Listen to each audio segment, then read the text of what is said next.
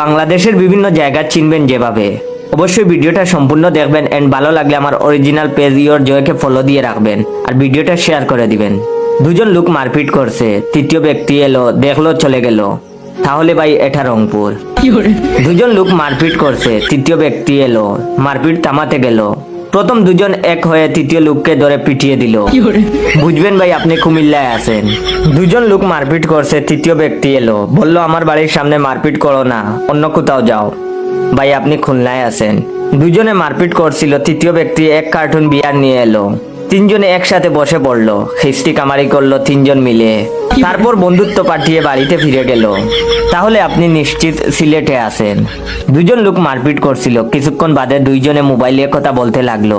আর তারপরে 50 জন লোক এসে মারপিটের যোগ দিল। আমি ভুল না বললে আপনি এখন ব্রাহ্মণবাড়িয়ায় আছেন।